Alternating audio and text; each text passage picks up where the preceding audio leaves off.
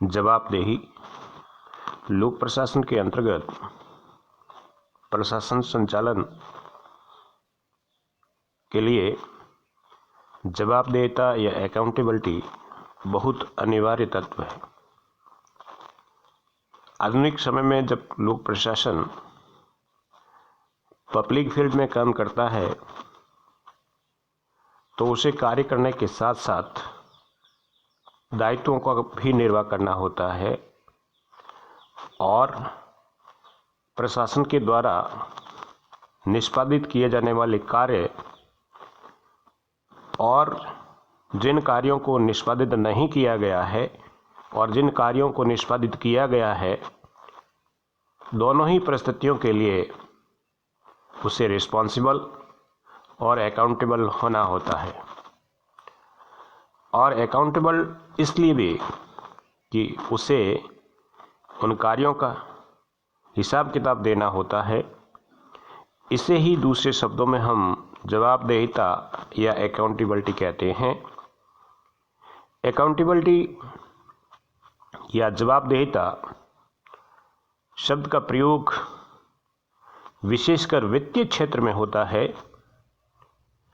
1583 में पहली बार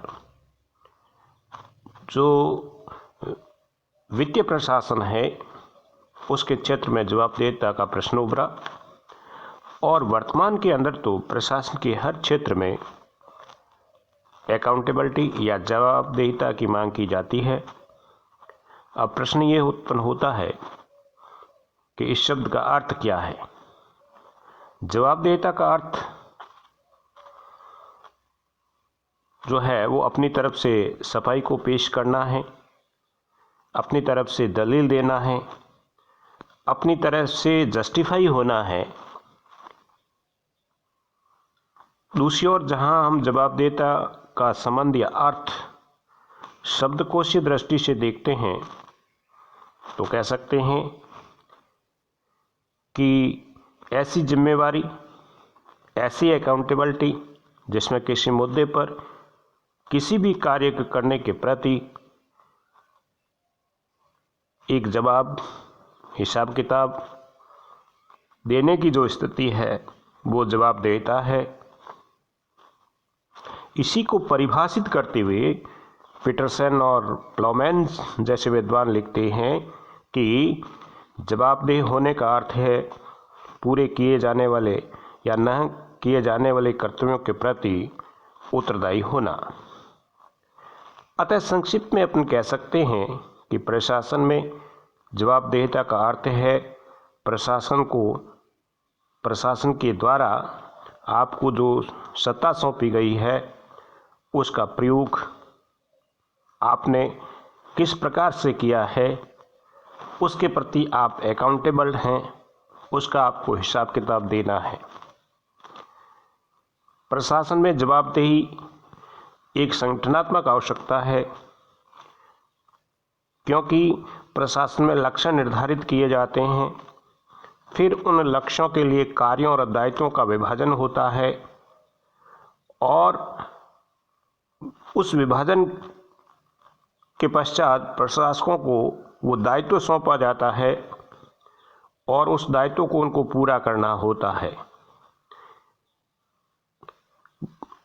और जब संगठन में हम काम करते हैं तो पद सोपान, नियंत्रण का क्षेत्र, आदेश की एकता, निरीक्षण, पर्यवेक्षण आदि जो धारणाएं हैं उनका उद्देश्य प्रशासन को गति देना है, प्रशासन को दिशा देना है।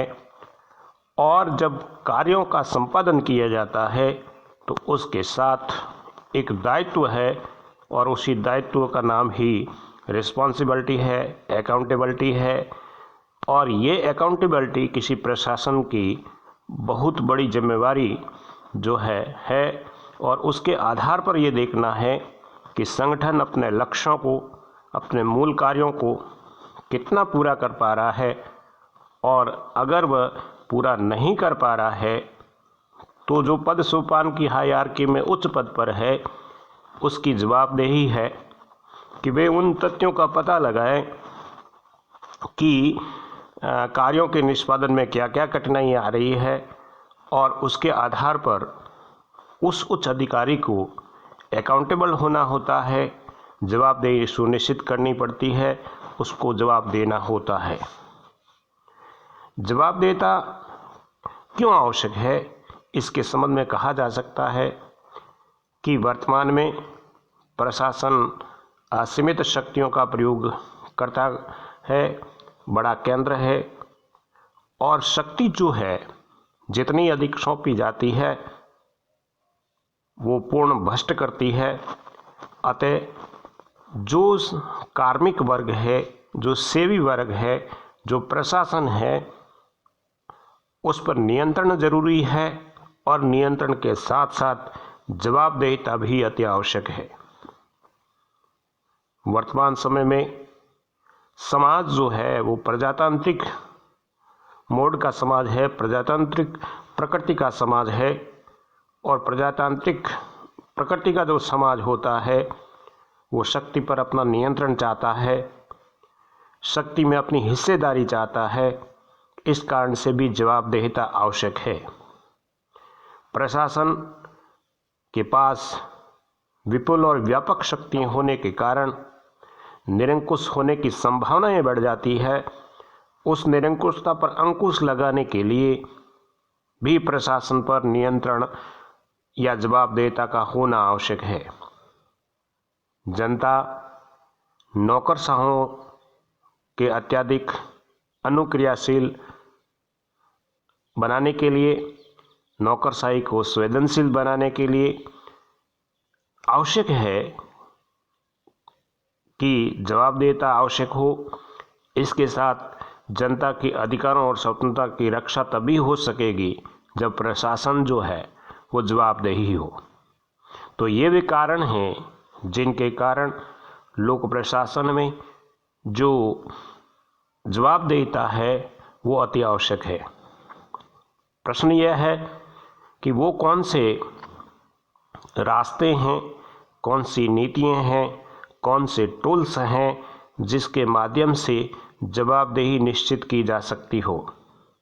तो मोटे रूप से जवाबदेही सुनिश्चित करने वाली रीतियों को, जवाबदेही सुनिश्चित करने वाले तरीकों को, जवाबदेही सुनिश्चित करने वाले टूल्स को जब आप अपना वर्णन करते हैं, व्याख्या करते हैं, तो पाते हैं कि नियंत्रण दो प्रकार से हो सकता है।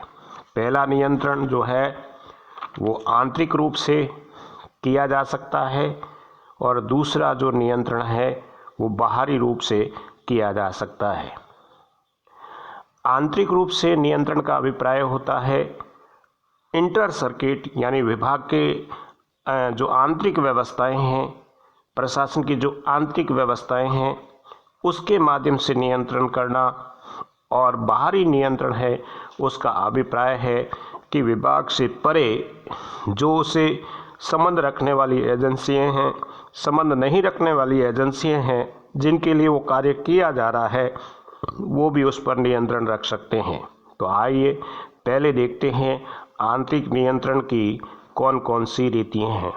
तो आंतरिक नियंत्रण में बजट के माध्यम से, कार्मिक प्रबंधन के माध्यम से, कार्यकुशलता के माध्यम से, प्रशासकीय नैतिकता और व्यावसायिक मापदंडों के आधार पर, आंतरिक अंकेक्षण के आधार पर, विभागीय जांच और आयोगों के डर से भी जवाबदेह बनाने का प्रयास किया जाता है।